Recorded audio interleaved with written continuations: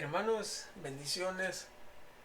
Es un gusto nuevamente poder compartir un poco de la palabra de Dios con ustedes.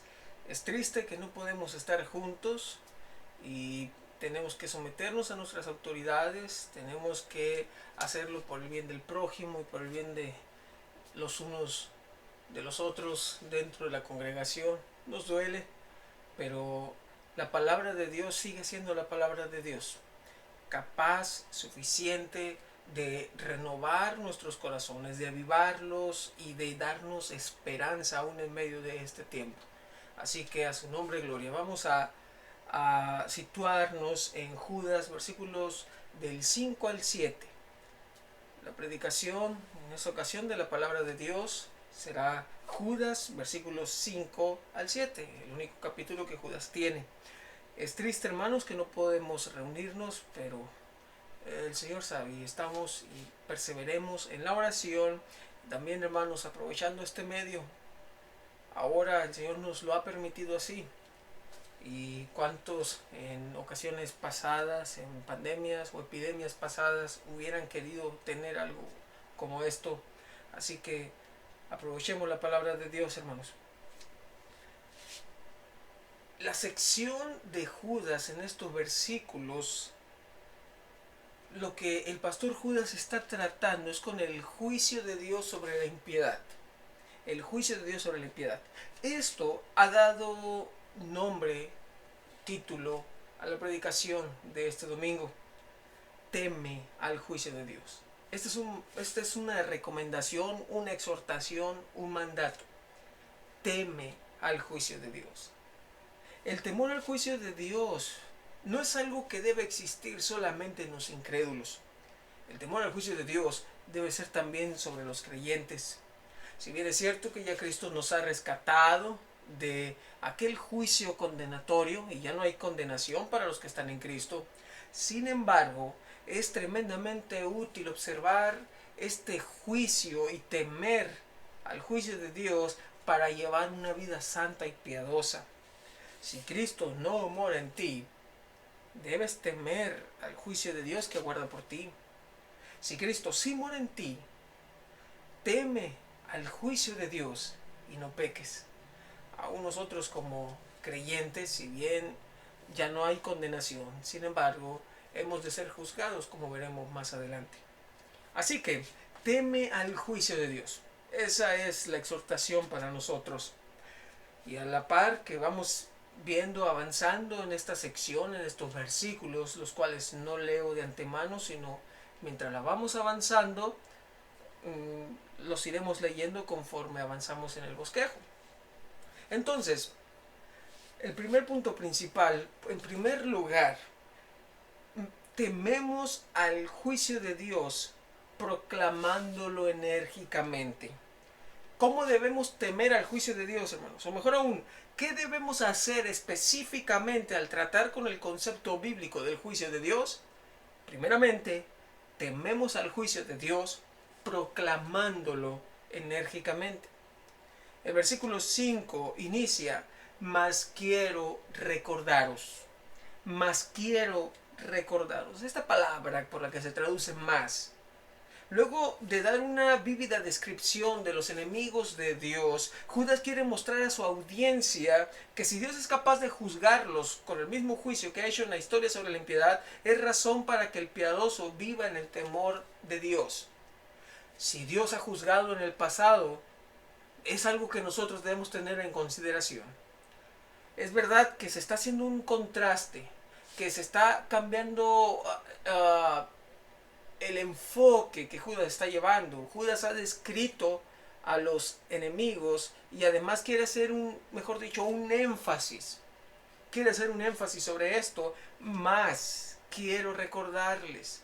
Este énfasis, hermanos, no es solamente para seguir describiendo a los impíos, en este caso, sobre el juicio que reciben, sino también para ayudarnos a nosotros a reaccionar piadosamente ante ese juicio histórico, ante esos juicios históricos.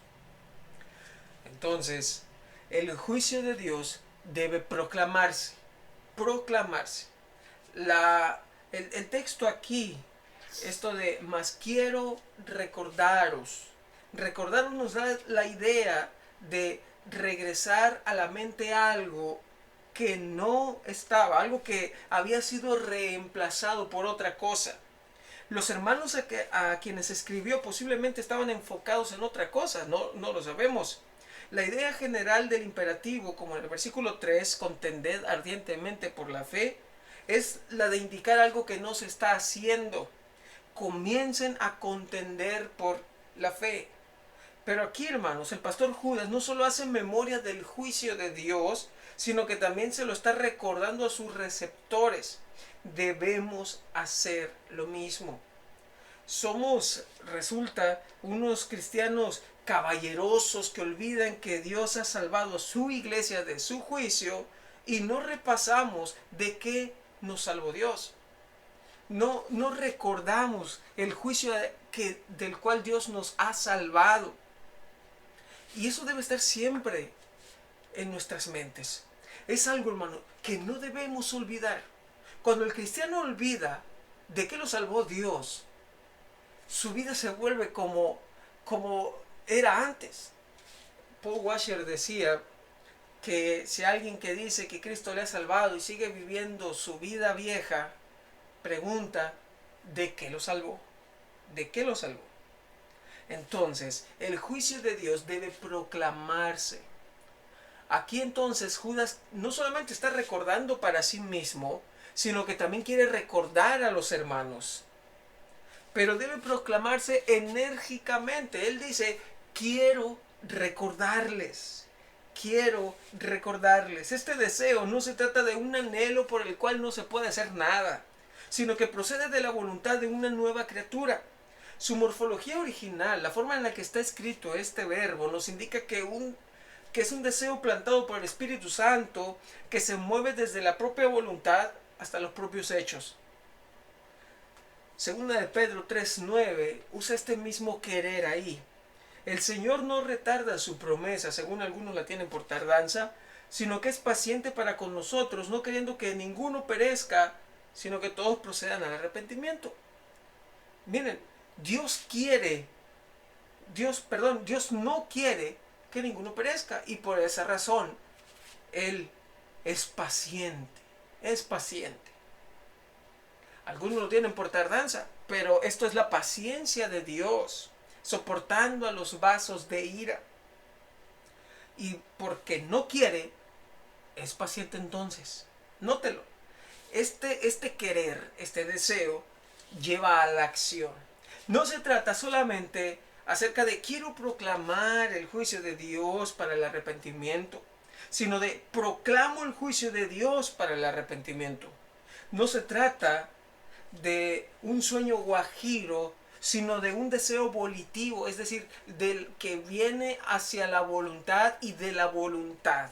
Yo quiero recordarles, pero está escribiéndolo porque no solamente quería, sino que lo hizo.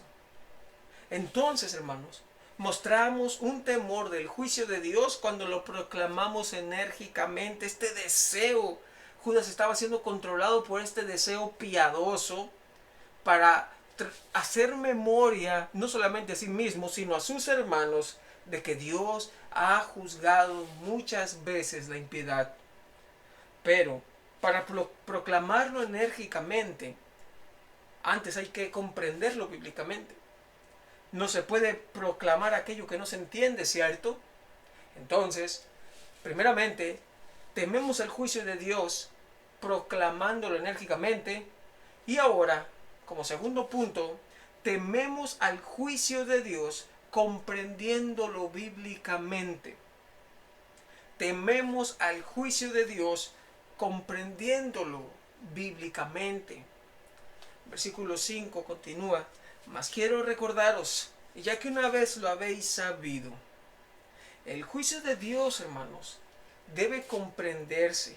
La Nueva Biblia Latinoamericana de hoy traduce esta sección, aunque ya definitivamente lo saben todo. Es lo que dice, aunque ya definitivamente lo saben todo. Es la idea en el griego sobre una vez lo habéis sabido y como usa la Nueva Biblia Latinoamericana, todo, lo saben todo. Esto de una vez y esto de todo es una vez por todas y todas las cosas. Con seguridad, la audiencia de Judas era en su mayoría judía, porque ellos conocían esos juicios históricos de Dios. Ellos sabían la historia de su pueblo, de las antiguas ciudades vecinas y algunos datos necesarios para nosotros sobre la única prehistoria, porque es antes de la historia de la humanidad, es la historia de los ángeles, ¿no? La caída de Satanás y de los demonios. Sin duda, su audiencia original conocía todos los detalles revelados por Dios a su pueblo por medio de sus profetas. Para comprender algo, hermanos, necesitamos primeramente conocimiento. Curiosamente, no se trata solamente acerca de la doctrina cardinal como habíamos visto anteriormente, sino que ellos y ahora muchos de nosotros conocemos todos los sucesos en torno a la historia de la redención. Sin embargo, Judas les recordará solamente 3 ejemplos porque está convencido que ellos los conocen todos. Si nosotros conocemos datos de la Biblia o estos juicios que Dios ha hecho, hermanos, entre más conocemos de Dios, más deudores le somos. Así que debemos tener conocimiento sobre eso. El juicio de Dios debe comprenderse. Pero el juicio de Dios debe comprenderse bíblicamente. La idea aquí es, lo saben todo, lo saben. Aquí la palabra, fíjense, hay 2 verbos que tengo aquí yo usados en griego para que se traducen como saber. Uno de ellos es el que se usa aquí en este texto. Esto es Judas, versículo 5. Eido, hermanos, significa un conocimiento pleno. Y otro es ginosco, es un conocimiento en progreso. Ambos, fíjese, son usados en Juan 8, 53 al 55, cuando Jesús habla de su preexistencia a los judíos. Acompáñenme, Juan 8, 53, 55. Cuando Jesús habla de su preexistencia, miren lo que dice. Los judíos están llamándole la atención por lo que entienden que les está diciendo. Y dice, ¿eres tú acaso mayor que nuestro padre Abraham, el cual murió? Y los profetas murieron. ¿Quién te haces a ti mismo? Respondió Jesús, si yo me glorifico a mí mismo, mi gloria nada es. Mi Padre es el que me glorifica, el que ustedes dicen que es el que es vuestro Dios. Pero vosotros no le conocéis. Aquí la palabra es ginosco, un conocimiento en progreso. No le conocen. Mas yo le conozco. He ido. Le conozco plenamente. Este conocimiento es a lo que no le falta añadir nada más. Conocer todo acerca de respecto a. Continúa Jesús, y si dijere que no le conozco, sería mentiroso como ustedes, pero le conozco y guardo su palabra. Nótelo entonces, este conocimiento perfecto, pleno de todas las cosas, es el mismo sentido usado con Judas acá cuando dice, mas quiero recordaros, ya que una vez lo habéis sabido. Es decir, estamos perfectamente convencidos que Dios es capaz de juzgar la injusticia. Sabemos perfectamente, hermanos, que Dios es un Dios justo y que es un Dios todopoderoso, que es un Dios capaz de pagar a cada uno conforme a sus obras y que tiene la potestad para hacerlo. Entonces, no se necesita añadir nada más a ese conocimiento. Lo conocemos perfectamente. Nadie puede decir con su Biblia en la mano, siendo cristiano, que Dios es injusto. La forma también en la que este verbo está escrito nos dice que se caracterizaron sus receptores como quienes lo aprendieron en el pasado y que este conocimiento tenía repercusiones en su presente. Es decir, aquello que nosotros vamos aprendiendo seguirá teniendo su efecto en el futuro. Visto de este lado de la línea del tiempo, si nosotros escuchamos del juicio de Dios antes, eso debe representar una repercusión para nosotros en este tiempo. Si yo supe que Dios es capaz de juzgar, de emitir un juicio sobre la impiedad, debe motivarme a vivir en santidad. Y debe motivar a un impío a arrepentirse y a confesar a Jesús como Señor y Salvador.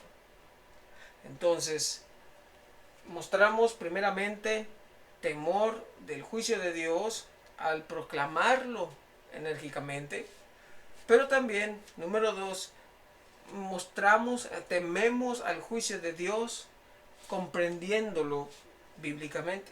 Pero para comprenderlo bíblicamente, antes hay que observarlo históricamente. No se puede comprender aquello que no se ha observado históricamente. Esto nos lleva entonces a este último punto. El último punto, número 3, tememos al juicio de Dios observándolo históricamente. Versículos 5 al 7. Mas quiero recordaros, ya que una vez lo habéis sabido, que el Señor, habiendo salvado al pueblo sacándolo de Egipto, después destruyó a los que no creyeron. Nótelo. Aquí nosotros vemos 3 ejemplos del juicio de Dios. 3 casos en los cuales Dios emitió un juicio sobre la tierra. Primeramente, vemos el juicio de Dios sobre la incredulidad. El juicio de Dios sobre la incredulidad. Ni su propio pueblo puede escapar del juicio de Dios. Ni su propio pueblo.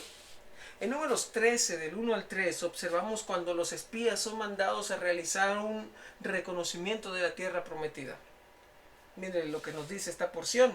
Repito la cita, Números 13, del 1 al 3. Y Jehová habló a Moisés diciendo: envía tú hombres que reconozcan la tierra de Canaán, la cual yo doy a los hijos de Israel. De cada tribu de sus padres enviaréis un varón, cada uno príncipe entre ellos. Y Moisés los envió desde el desierto de Parán, conforme a la palabra de Jehová, y todos aquellos varones eran príncipes de los hijos de Israel. Aquí notamos, ¿no? Este es el mandato de Dios. Vayan, envíen a estos hombres y reconozcan la tierra prometida. Cuando los espías van y traen el reporte, les desagrada a los israelitas y pierden a los hebreos y pierden la perspectiva en la promesa de Jehová y se rebelan. Mismo libro, capítulo 14, versículos del 1 al 4. Números 14, del 1 al 4. Cuando estos espías dicen, estuvimos ahí y ellos eran como gigantes, sus muros llegaban al cielo, éramos como langostas delante de ellos. Ellos tenían temor y estaban exagerando las cosas. Y el pueblo, entonces toda la congregación gritó y dio voces, y el pueblo lloró aquella noche, y se quejaron contra Moisés y contra Aarón, todos los hijos de Israel, y les dijo toda la multitud: ojalá muriéramos en la tierra de Egipto, o en este desierto, ojalá muriéramos. ¿Y por qué? ¿Y por qué nos trae Jehová a esta tierra para caer a espada y que nuestras mujeres y nuestros niños sean por presa? ¿No nos sería mejor volvernos a Egipto? Y decían el uno al otro: designemos un capitán y volvamos a Egipto. Vea esto, es la incredulidad del pueblo. Ellos experimentaron las 10 plagas, hermano, y vieron cómo Dios en medio de ellas los estaba preservando. Pero aún así estos hombres no creían. Estos hombres no habían visto las murallas. Estos hombres no habían visto a estos presuntos gigantes. Estos hombres no habían visto la ciudad, sino que del testimonio de 10 de los 12 espías, estos hombres estaban alarmados, toda esta generación estaba alarmada y había desconfiado de Dios. Es curioso, ¿no? Viendo las obras de Dios, dudaron. En todo este peregrinaje, a los corintios Pablo les dice el que diga estar firme, mire que no caiga. La razón es porque él está recordando todo este trayecto y está diciendo, los judíos, los hebreos, perdón, vieron todo esto, todas estas señales, la roca que fluía agua, el maná, las codornices, todo esto, y aún así fueron y dudaron de Dios. Y alguien puede decir, si tan solo a mí el Señor me hubiera permitido vivir en esa época, yo habría confiado al ver su grandeza. Pero lo vemos en la Biblia y no lo creemos. Y Dios juzga, hermanos, la incredulidad. Dios lo juzga. El viaje que pudo haber durado alrededor de un año, posiblemente menos, se extendió a 40 años hasta que esa generación murió. Piénselo. Primero Dios salvó, ¿sí? Los sacó de Egipto. La palabra ahí por la que se traduce sacó es la misma de donde viene salvación, salvador, con referencia a Jesucristo. La salvación que Dios hizo sobre su pueblo en Egipto debe ser entendida de la siguiente manera. Romanos 9:6, parte B, Romanos 9:6, parte B nos dice, no todos los que descienden de Israel son israelitas. No todos los que descienden de Israel son israelitas. La obra que Dios hizo sobre sus escogidos de Israel benefició a todo el pueblo hebreo entonces. Dios salvó a todo el pueblo de la esclavitud de Egipto, pero no experimentaron la misma salvación que Moisés, que Caleb, que Josué, por dar algunos ejemplos. Así como en aquel tiempo, ahora Dios está manifestando dentro de su iglesia a los que salvó del juicio eterno, de los que salvó temporalmente de la inmoralidad. Piénselo, el pueblo quería regresar a la esclavitud porque no estaba viendo satisfecha todos los deseos de su carne. Ellos querían las cosas fáciles porque sabían que Dios es poderoso para hacerlas, porque eran conscientes de ello. Y no querían creer en un Dios que no era un genio de la lámpara maravillosa. Con sus juicios, Dios manifiesta a los que son y a los que no son suyos. Dios castiga la incredulidad. Debemos tener fe en Dios a pesar de que no se habían cumplido rápidamente todos nuestros deseos. Piénselo. No podemos decir que somos mejores que ellos. Quizá en la situación de ellos haríamos lo mismo. No somos firmes porque seamos mejores que ellos. Podemos ser firmes si permanecemos en Cristo. Entonces, este juicio de Dios fue realizado sobre, primeramente, en este ejemplo, la incredulidad. Tememos al juicio de Dios observándolo históricamente. Primero lo hemos visto aquí, el juicio de Dios sobre la incredulidad. Pero el juicio de Dios, en el segundo ejemplo, se ve que Dios lo ejecuta también sobre la banalidad. Sobre la banalidad. Versículo 6. Y a los ángeles que no guardaron su dignidad, sino que abandonaron su propia morada, los ha guardado bajo oscuridad, en prisiones eternas por el juicio del gran día. Ni sus propios ángeles escapan de su juicio. Ni su propio pueblo, ni sus propios ángeles pueden escapar del juicio de Dios. Esta oscuridad espiritual en la que hoy los ángeles caídos se encuentran es el producto de haber sido desobedientes y pretenciosos al no guardar su dignidad, abandonando su propia morada. Esto significa que rechazaron la posición que tenían en la presencia de Dios. La oscuridad de la que se habla es metafóricamente usada como contraparte a la luz, que es Dios. Nos dice que los hombres amaron más las tinieblas que la luz porque sus obras eran malas. La idea de la oscuridad entonces es permanecer en la ignorancia voluntaria de que ante Dios todo está desnudo, que lo conoce toda profundidad sin que se le escape nada. Es la inmoralidad, es la incredulidad, es la banalidad. Ellos no solamente se alejaron de la luz, dejando de recibir su efecto sobre ellos, sino que por lo contrario sufren el efecto de vivir como criaturas separadas de Dios, la fuente de toda bondad. En consecuencia, así como si algo se separase de la luz, si algo se separa de la luz se torna oscuro, separados de la gloria y bondad de Dios, estos ángeles se manifestó en ellos su imperfección y posteriormente entonces en consecuencia su pecado por tratarse de criaturas y no del Creador, porque solamente el Creador es perfecto. Se debe a esto que Jesús nos dice: yo soy la vid, vosotros los pámpanos, separados de mí, nada podéis hacer. De nuevo, estos ángeles no guardaron su dignidad, es decir, descuidaron su dignidad, la perdieron de vista, no hicieron vigilia sobre ella.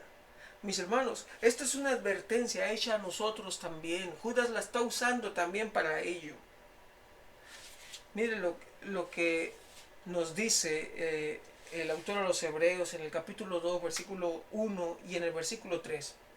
Por tanto es necesario que con más diligencia atendamos a las cosas que hemos oído, no sea que nos deslicemos. ¿Cómo escaparemos nosotros si descuidamos, si perdemos de vista una salvación tan grande? Este testimonio de los ángeles caídos, es decir, demonios, es ratificado claramente en el libro de Apocalipsis. Aunque existe un gran debate si se habla o no de esto en Ezequiel 28, específicamente sobre Satanás, cuando se habla del rey de Tiro y aparentemente se introduce una analogía aquí sobre Satanás, pero el texto que puede ser usado con total seguridad es Apocalipsis 12 del 1 al 4. Miren lo que nos dice. Apocalipsis 12 del 1 al 4. Apareció en el cielo una gran señal, una mujer vestida del sol, con la luna debajo de sus pies, y sobre su cabeza una corona de 2 estrellas, y estando encinta, clamaba con dolores de parto en la angustia del alumbramiento. Esta es una metáfora, una alegoría de Israel, del pueblo de Dios preparado con las 12 tribus. Pero vean lo que va a pasar a continuación. También apareció otra señal en el cielo. He aquí un gran dragón escarlata que tenía 7 cabezas y 10 cuernos, y en sus cabezas 7 diademas, y su cola arrastraba la tercera parte de las estrellas del cielo. Repito esto, su cola arrastraba la tercera parte de las estrellas del cielo, y las arrojó sobre la tierra. Y el dragón se paró frente a la mujer que estaba para dar a luz a fin de devorar a su hijo tan pronto como naciese. La rebelión de Satanás y su influencia sobre la tercera parte de los ángeles fue realizada por él para intervenir, para impedir la obra del Mesías, porque es lo que siempre ha hecho Satanás. Satanás no quiere que ninguno sea salvo. Satanás siempre ha deseado que los planes de Dios no se cumplan. Entonces es lo que Apocalipsis nos está diciendo. Pero vea esto. Todo parece indicar que esto sucedió antes de la creación del hombre, cuando ya Satanás, a través de la serpiente antigua o dragón, esperaba al humano para tentarlo. Dios no creó a los ángeles para ser salvados y recibir la herencia que los hombres, a su imagen y semejanza, podemos recibir en Cristo. Ellos no pueden predicar el evangelio ni ser salvados por él. Los ángeles celestiales, también escogidos, fueron sellados por Dios antes de la creación para servirle eternamente en su gloria. No así los condenados, que hicieron aquello para lo que estaban prescritos, la tercera parte de las estrellas del cielo. Trataré de decir esto con mucha cautela, con mucha prudencia, por el temor a especular sobre aquello en lo que la Biblia guarda silencio. Los salvos en Cristo podemos participar de una mayor gloria que Adán y Eva en su estado de irreprensibilidad original. Aunque hechos a su imagen y semejanza, ellos no podían hacer lo que nosotros. Nosotros en Cristo somos lo que Pedro dice en 2 de Pedro 1, 3 y 4. Como todas las cosas que pertenecen a la vida y a la piedad nos han sido dadas por su divino poder, mediante el conocimiento de aquel que nos llamó para su gloria y excelencia. por medio de las cuales nos ha dado preciosas y grandísimas promesas, para que por ellas llegaseis a ser participantes de la naturaleza divina. No es que nos volvemos como Dios, pero la idea es que Cristo es la primicia de la resurrección, que nosotros seremos como nuestro Señor Jesucristo, que seremos preservados por Él eternamente, puros y sin mancha. Y eso era algo que Adán y Eva en su estado original no podrían disfrutar nunca. Si ellos no hubieran pecado, que eso es una imposibilidad, pero si ellos no hubieran hecho eso, y pensando en lo que no pasó y no podría pasar, y que hubiera seguido la eternidad así, ahora nosotros somos hechos participantes de la naturaleza divina. Ahora nosotros podemos disfrutar de dones mucho mayores, porque podemos ser como nuestro Señor Jesucristo. Volviendo al punto entonces, la tercera parte de los ángeles quitó su vista de Dios en una época de la historia y fueron arrojados de su presencia y aguardan el día de gran juicio. ¿No deberíamos nosotros quitar nuestra vista de lo terrenal y ponerla en el cielo donde está Cristo sentado a la diestra del Padre? Si nuestra primera prioridad no es Dios, como ocurrió con esta tercera parte, entonces estamos en banalidad. Estamos poniendo nuestra vista en aquello que es vacío. Estamos llamando valioso a lo que no es valioso. Una vez se me acercó cierto adulto joven dentro de una congregación. Él luchaba con pensamientos suicidas y eso tenía ya algún tiempo en él. Me preguntó que si qué pensaba, se acercó conmigo. Luego de hacer algunas preguntas, noté que su prioridad era tener una compañera y ver a otras personas menores que él comprometiéndose era algo que todavía acrecentaba más este sentimiento en él. Yo le dije, ¿crees que la Biblia es la palabra de Dios? Sí, me dice él. ¿Crees lo que dice acerca de la kenosis, es decir, acerca de que Cristo, siendo en forma de Dios, se despojó de toda su gloria para tomar la forma de siervo como usted y como yo, para entregarse, morir en esa cruz en rescate por nosotros de nuestro pecado? Y él decía, por supuesto que sí. Y le dije, entonces, saber que Dios se hizo hombre por amor a mí y que vivió una vida justa, sufriendo una muerte injusta por causa de mi salvación, es razón suficiente para vivir para su gloria. No poniendo nuestra vista en lo banal o en lo terrenal como son las novias. El propósito del ser humano no es casarse, aunque Dios lo llama bueno, y va a ser bueno porque no es bueno que el hombre esté solo. Sin embargo, no es nuestro propósito. Nuestro propósito principal es la gloria de Dios, es vivir para la gloria de Dios, es posar nuestra vista en el cielo donde está Cristo sentado a la diestra del Padre. Estos ángeles apartaron la mirada. Estos ángeles que debían estar viendo hacia el trono, siguieron en pos de Satanás.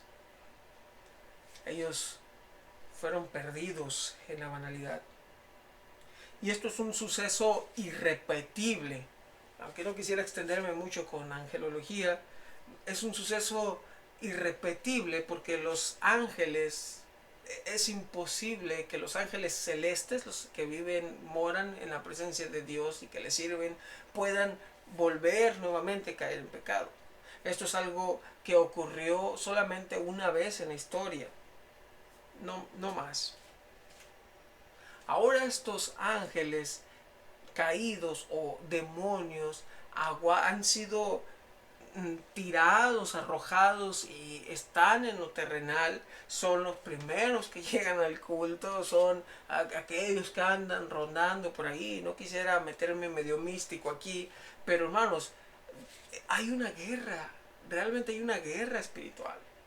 Si ustedes miran el libro de Daniel, el arcángel Miguel habla sobre una guerra que él está teniendo en cierto país con un ángel caído.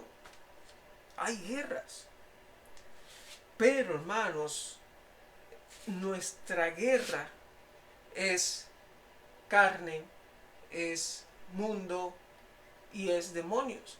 Pero nótelo, no trato de hacer una doctrina medio rara aquí. No se trata de ir y decir yo ato yo ato aquel, sino de depender de Dios. Judas lo va a decir más adelante, no podemos blasfemar o atentar contra potestades superiores, porque cuando el arcángel Miguel contendía con el diablo por el cuerpo de Moisés, no se atrevió a proferir juicio de maldición contra él, sino que le dijo: el Señor te reprenda. Entonces, hermanos, lo que nosotros debemos hacer es simplemente recordar estas cosas, recordar que Dios se ha juzgado. Estos aguardan el día en que van a ser juzgados. Si ustedes recuerdan que Jesús viene y hay demonios que están diciendo: ¿por qué vienes? Has venido a atormentarnos antes de tiempo. Ellos saben cuándo es el juicio. Y ellos están seguros, ellos saben que existe Dios y tiemblan. Entonces, tememos a Dios, repito, en este tercer y último punto, tememos a Dios, tememos al juicio de Dios observándolo históricamente. Hemos visto el juicio de Dios sobre la incredulidad, hemos visto el juicio de Dios sobre la banalidad. Y por último, vemos el juicio de Dios sobre la inmoralidad. Versículo 7. Como Sodoma y Gomorra y las ciudades vecinas, las cuales de la misma manera que aquellos, habiendo fornicado o ido en pos de vicios contra naturaleza, fueron puestas por ejemplo, sufriendo el castigo del fuego eterno. Ni su propio pueblo se puede salvar, ni sus propios ángeles se pueden librar, ni ningún pueblo gentil, ningún otro ser humano puede escapar del juicio de Dios. Mire cómo la Nueva Biblia Latinoamericana de hoy capta especialmente esta idea. Dice esta versión: así también Sodoma y Gomorra y las ciudades circunvecinas, a semejanza de aquellos, puesto que ellas se corrompieron, se entregaron a gran inmoralidad y siguieron carne extraña, son exhibidos como ejemplo al sufrir el castigo del fuego eterno. Las ciudades de Sodoma y Gomorra son ahora mundialmente usadas como símbolos de inmoralidad. En el Antiguo Testamento como en el Nuevo Testamento también lo vemos así. Inclusive existe un verbo en cuanto a prácticas inmorales hoy en día: sodomizar. Es este verbo, usted puede investigarlo. La cosa es, sin embargo, que el ejemplo dado a nosotros del juicio de Sodoma y Gomorra tuvo un principio y un fin, pero el infierno es eterno. Ellos recibieron en la tierra una probada, una llamarada del infierno, una muestra de él. Dios los juzgó por su inmoralidad, aunque la razón por la que no seré tan específico aquí, como el texto griego lo es por la cautela producto de mi ignorancia sobre la edad de las personas que miran este video. Quiero hacer notar solamente cómo Dios promete el juicio sobre la ciudad y su cumplimiento. Génesis 18, 22 y 23. Los receptores originales de Judas sabían estas cosas. Judas se las está recordando. Pero ignoro si usted recuerda esas cosas. Así que por eso hemos tenido que ver los versículos. Génesis 18, 22, 23. Entonces Jehová le dijo: por cuanto el clamor contra Sodoma y Gomorra se aumenta más y más, y el pecado de ellos se ha agravado en extremo, descenderé ahora y veré si han consumado su obra según el clamor que ha venido hasta mí, y si no, lo sabré. Y luego en Génesis 19, 23 al 25, vemos el cumplimiento del juicio de Dios. El sol salía sobre la tierra cuando Lot llegó a Zoar. Entonces Jehová hizo llover sobre Sodoma y sobre Gomorra azufre y fuego de parte de Jehová desde los cielos, y destruyó las ciudades y toda aquella llanura, con todos los moradores de aquellas ciudades y el fruto de la tierra. Aparte del suficiente e inerrante testimonio bíblico, no se tienen rastros arqueológicos de Sodoma, Gomorra o sus ciudades circunvecinas.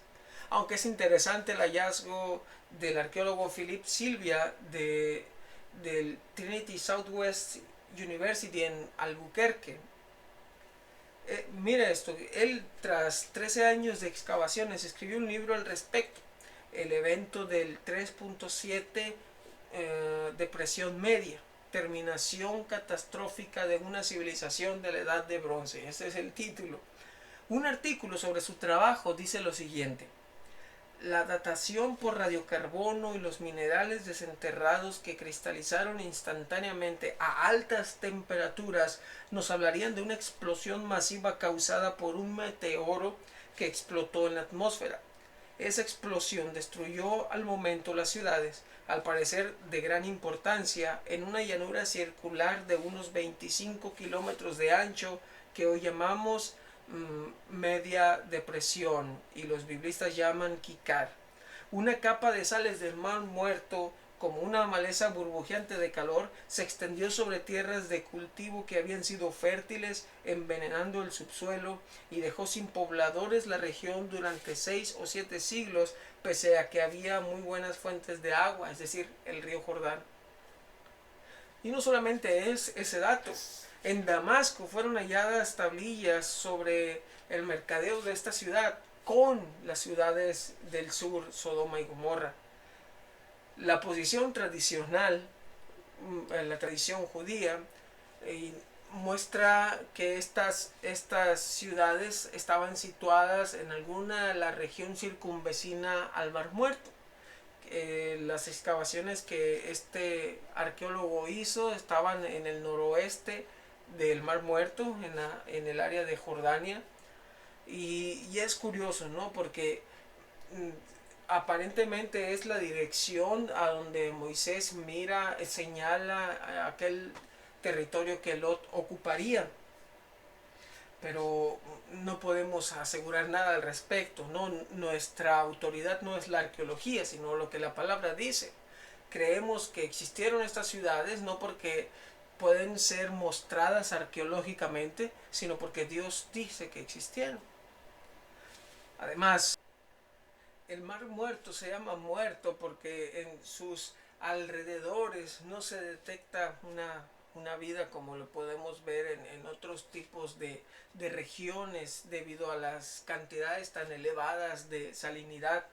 Curioso el hecho también de que cuando la esposa de Lot voltea hacia la destrucción de Sodoma y Gomorra se convirtiera en estatua de sal. ¿Saben? Hablando sobre este fuego eterno y cómo es descrito en Génesis, es muy peculiar porque tiene tantas similitudes con la descripción del infierno, como leíamos ahorita, que Jehová hizo llover sobre Sodoma y sobre Gomorra azufre y fuego. ¿Sabe? El Señor Jesucristo habló muchísimo acerca del juicio de Dios en todo su ministerio, y en los 4 evangelios encontramos infierno, lugar de lloro y crujir de dientes, perdición o fuego eterno, siendo pronunciadas por nuestro Señor Jesucristo un número total de 21 veces. Habló más del infierno que ningún otro hombre de la narrativa bíblica. Y quisiera que pensara en esto, que pensara por último en este último juicio. Este lugar es descrito como lloro y crujir de dientes. También es descrito como aquel en donde el gusano nunca muere. Lloro y crujir de dientes por el dolor causado de estar en ese lugar. ¿Alguna vez ha sentido dolor que necesita meter algo en su boca para morder? ¿Sabe que la razón por la cual se hace eso es para no dañar la dentadura? Pero piense en el dolor que le hace dañar su dentadura al grado de desquebrajarse, que sus dientes están cuarteándose por la presión y no le importa por el dolor que está sintiendo. Es el lugar donde se llora. Pero el gusano nunca muere. Es decir, la interpretación de esto es, estarán siendo siempre, y usted sabe, pues debe contarse uno primero, ¿no? Pero aquí no.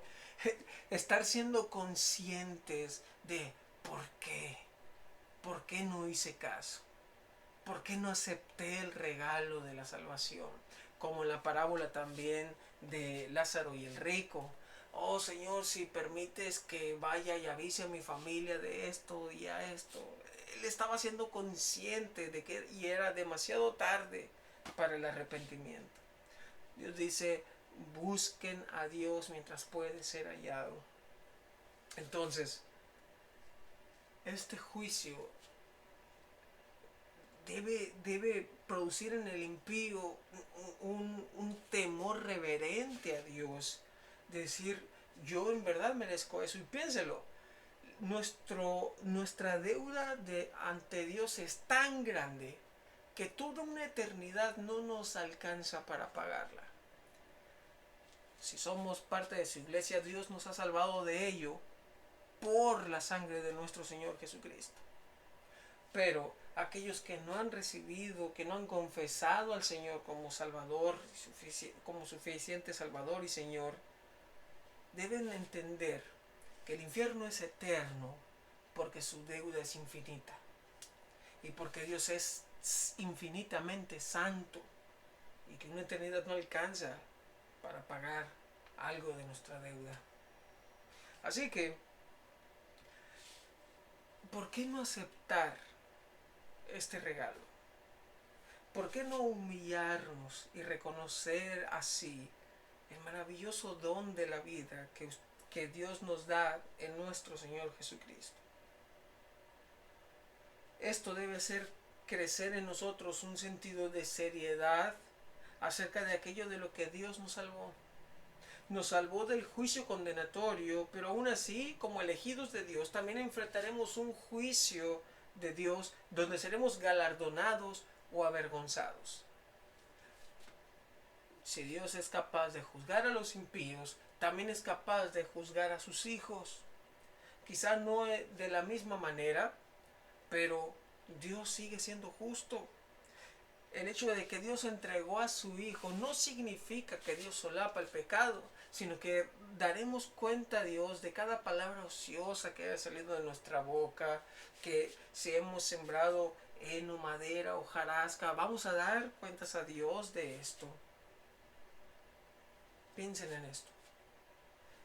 Mostramos temor al juicio de Dios al proclamarlo enérgicamente, al comprenderlo bíblicamente y al observarlo históricamente.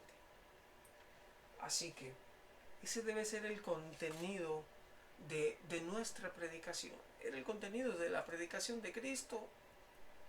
Eso es lo que nos debe, eso es una de las tantas razones que debe motivarnos al arrepentimiento.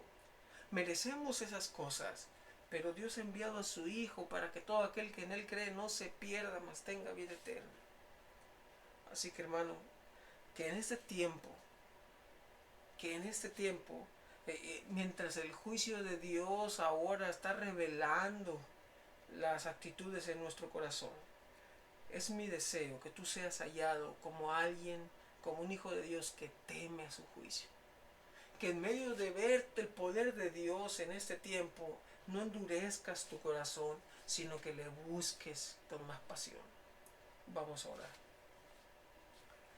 Padre, perdone, Señor, nuestras ofensas, nuestra deficiencia como hijos, y ayúdenos a pensar también en su juicio. Aunque usted nos ha librado del juicio condenatorio, sin embargo, el hecho de reconocer aquello de lo que usted nos ha salvado es un motivante grande para vivir una vida agradecida y también El pensar en el juicio que usted ha hecho nos hace recordar que debemos vivir vidas santas, porque usted es santo. Padre, ruego por la Iglesia Bíblica, Palabra de Cristo, cada uno de nosotros, para que en medio de ese tiempo usted, Señor, nos siga preservando. En el nombre de Cristo Jesús. Amén.